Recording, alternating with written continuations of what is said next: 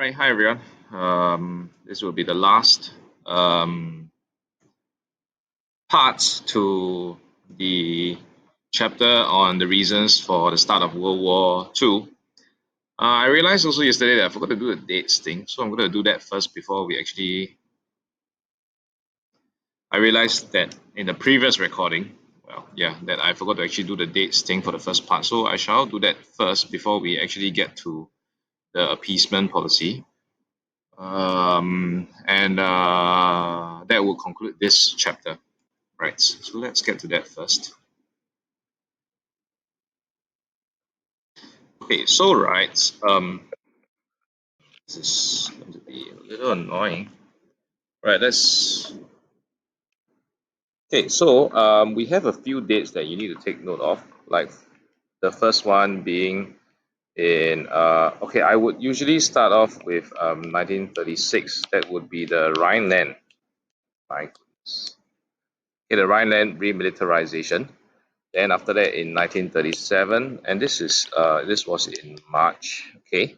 Then in 1937 is the involvement in the Spanish Civil War. Then subsequently, right, in 38 and 39, you would realize that the things happening, they happen in some kind of there's some sort of a pattern to it. Okay. So in March 1938, it was Anschluss with Austria. And then in September 38, it would be the Munich Agreement or annexation of, my goodness, all right, annexation of Sudeten land, right?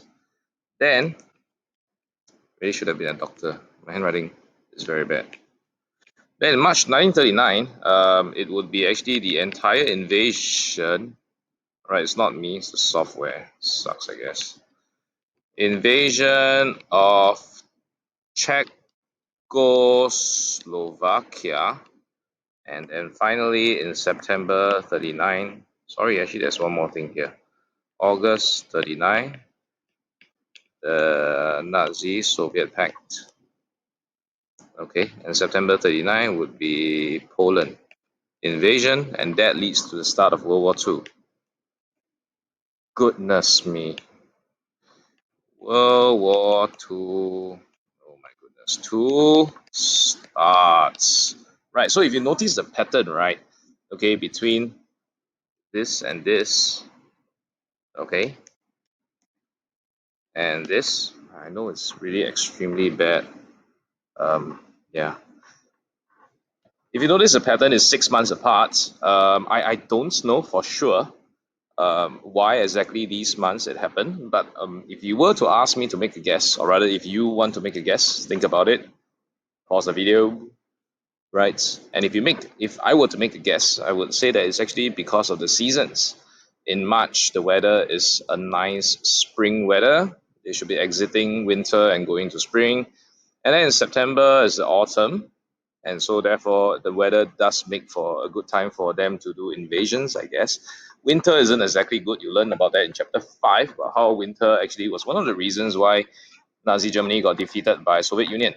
Okay, so therefore you look at the months, it's spaced 6 months apart. Okay, March, September, March, September. Of course, with the August thing.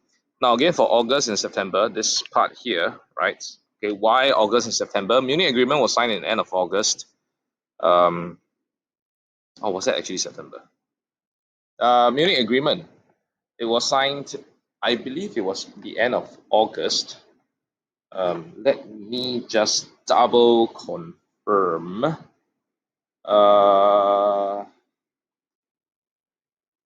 Right, see, that's the irritating thing about this particular software. I can't pause it. I mean, I can, but it is actually very, very, very difficult for me to pause it. So, right, yes, it was signed at the end of, it was signed in September, and it was in October, okay, that they actually marched into Sudetenland. So for this one, right, to make things not complicated, oh my goodness. Okay, right, you have September and October. Okay, right. Hopefully that makes it clear. I'm looking at my disastrous handwriting. Yeah, I hope you are able to make it out. But to remember the dates, okay, we look at the 6 months time period in between March and September, 38 and 39. And then there's 36 and 37. And before that, it would be the withdrawal from League of Nations and also the remilitarization, not remilitarization of Rhineland, the rearming, okay, breaking the terms of the Treaty of Versailles, rearming Germany once again. All right, so now we're going to move on to the last part. That's on the policy of appeasement. Okay, now the policy of appeasement is the third reason for the start of World War II. Now we would have mentioned appeasement here and there when we were doing Hitler's expansionist policy. So for this part of the chapter, right, it is actually a bit tricky because we are understanding actually the reasons for the policy of appeasement, as you can see the top heading here. So if you are thinking in terms of a 12-mark SEQ or thinking in terms of answering the question, okay, the main reason why World War II started was due to the appeasement policy, okay, then this might not totally fit in terms of answering a 12-mark SEQ. So the challenge here for you would be to really reword your answers when you are addressing that 12-mark SEQ to answer to the question. So your links here, your explanations are particularly important and they need to be able to address the question of reasons for World War II starting instead of reasons for policy of appeasement. Okay, so there is a difference. Right, so we're going to go through 1, 2, 3, 4, 5, 6 factors. Okay, now look at this guy. Look at his eyes, man. Look at Chamberlain's eyes. It's like, whoa, I got it. I have in my hands the Sudetenland, the Munich agreements, and I am victorious. He looks like a man possessed. So yeah, we'll look at the video in class, right? So everybody was obviously very happy.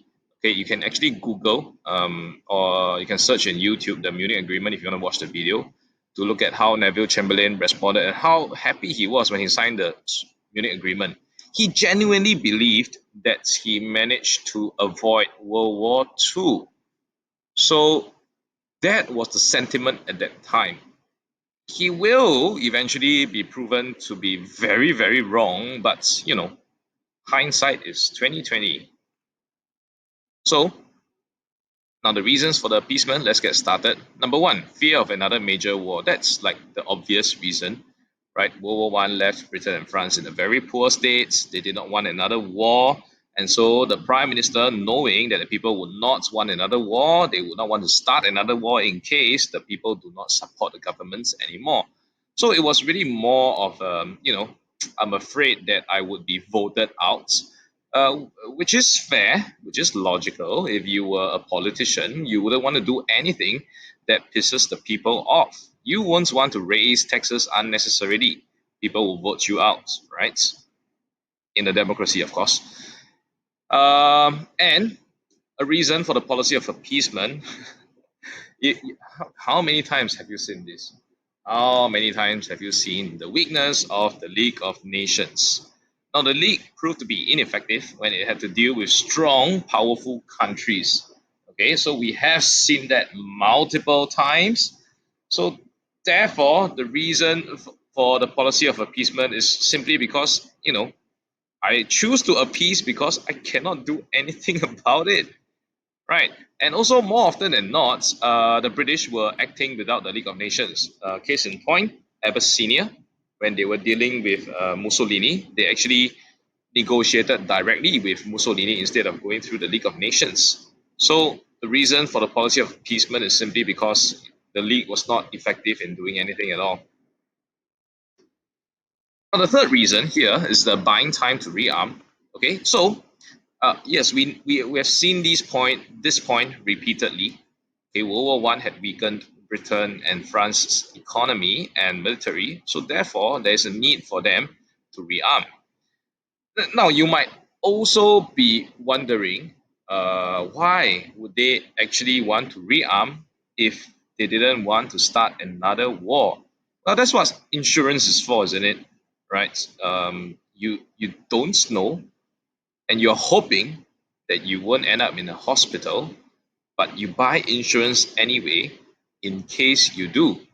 So this example of this action, actually, not example, the action of actually rearming would be the insurance, just in case we misunderstood Hitler, we misread him as a person, which they obviously did. We need to be ready to face him when called upon. So when you actually appease Hitler, you actually are buying yourself some time.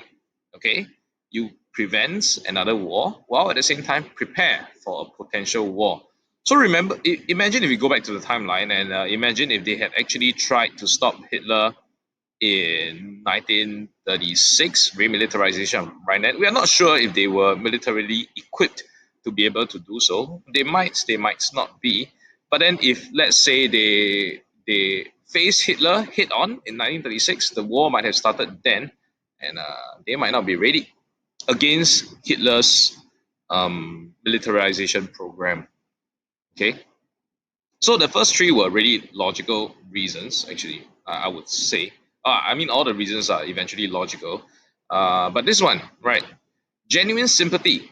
Again, for people like you and I who have not gone through that particular period of time, we have the benefit of hindsight. We know what an evil person Hitler turned out to be. And so, how can we actually have any kind of sympathy for Hitler? But the sympathy here is for Germany and is for with regards to the Treaty of Versailles. And so, we already know that for Britain, they didn't want to punish Germany so harshly. It was the French, if you recall what we learned in chapter 1. So many British politicians, they felt that the Treaty of Versailles has been too harsh on Germany, and therefore they believed by giving in to Hitler, for breaking the terms of the Treaty of Versailles, Hitler would eventually stop achieving his aims and avoid another war. So they thought that Hitler's ambitions were simply in repealing the Treaty of Versailles, and they're only half rights. They didn't realize that Hitler would go about his expansionist policy and continue on taking on more countries and and making Germany great again. When I say the words making Germany great again, it always reminds me of the making America great again. It really sounds wrong. Okay, and this point is rather connected to the previous one because Chamberlain is a British Prime Minister. So it was about his misjudgment of Hitler, and he believed that Hitler could be reasoned with. Uh, you can, you might be able to link the two together, saying that the British politicians had sympathy for Germany, and therefore that affected their emotional state of mind when they were negotiating with Hitler, and therefore they believed that Hitler was somebody who could be reasoned with. And but Hitler, being Hitler, he proved that he was entirely unreliable by breaking the promises, especially the one that when he said, "I promise not to invade Czechoslovakia if you give me Sudetenland," and obviously that didn't happen, and they woke up. Right, the fear of communism, this we discussed under the Spanish Civil War. So the Spanish Civil War is a great example of this, where Hitler hates the communists, British and the French hates the communists as well, and therefore they have a common enemy, and so Britain and France let Hitler do whatever he wanted so that he could maybe help them against the communists. So the logic here is that the enemy of my enemy is my friend. Okay, so if the enemy of Britain and France is communism, and then the enemy of my enemy is Hitler, so therefore they become friends. Now this is going to be applied again after World War II, or actually during World War II, where Hitler became the communist, became the communist. Hitler became the common enemy, and so the enemy of my enemy then becomes friends, and therefore Britain and France and Soviet Union worked together to defeat Hitler in World War II. Right. So there are many examples of appeasement, okay? Yes, so you should make use of them. And most of these examples we have gone through. Actually, we have gone through everything down here. It should sound familiar to you. So when we look at the examples of appeasement, the Anglo-German naval agreements, that when they allow Germany to build a navy with a third tonnage of Britain's surface fleet, basically it was breaking the terms of the Treaty of Versailles, and that was actually giving in to Hitler already. One of the effects of that was that it angered the French people and it confused the British people, and it seemed that Britain was encouraging Germany to break the Treaty of Versailles. Yeah, that's true, but that was an example of appeasement. They thought that the policy of appeasement was something that they needed to follow. All right. The lack of aggression against Hitler's lack of action against Hitler's aggression. So the remilitarization of Rhineland, the Spanish Civil War involvement, taking over of Austria, all these things they didn't stop Hitler at all.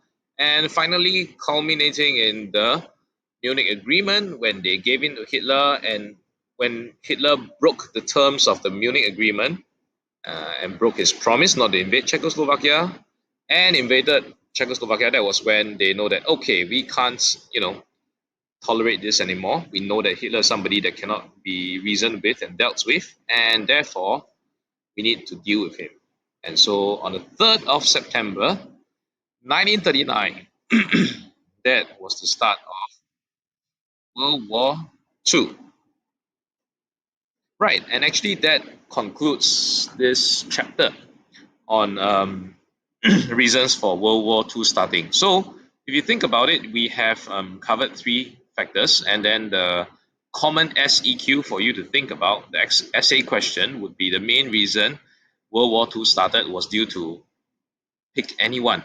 Okay, so it doesn't have to be just one of the main three reasons. It can be any of the specific ones. For example, the main reason why World War II started was due to the Nazi-Soviet pact, and then making use of that particular factor or reason, then you go on to agree with it and then disagree and talking about the rest of the other factors. Now, the challenge here for you, right, if you were to actually come across a question like that, where they ask you about the main reason for World War II starting, you would realize that you essentially have to make use of the entire chapter to answer one question. It is going to be difficult and it's going to be very lengthy. Now, in a practice situation, you can absolutely do that, and your essay will be like maybe 2 pages long. It won't be wrong, but then of course you have to consider that in an exam setting with limited time, right? You won't be able to do that, and you will need to be able to write succinctly and short. Okay, that means succinct actually. Right, in a way that that is much shorter, and your language prowess here would actually matter, and it would help you quite a bit. So in the meantime, while you're practicing, that's what you should be aiming for. If you're practicing this question, which you will be doing in the class, aim for being able to condense the factors into paragraphs that are short and something that you will be likely to write in an exam setting given a timed condition. Right, never actually spend too much time on one particular question. So that would actually kill you. And unless, obviously, if you don't know how to answer the other rest of the questions in the exam, yeah, then go ahead and spend all the time you want for this. But that shouldn't be happening either, right? Okay, so that concludes this chapter. In terms of contents wise, so as you can see, I mean, even if you look at the time in the video, the longest one is on the Hitler's expansionist policy, and the shorter factors are on weakness of the League of Nations as well as on this appeasement policy.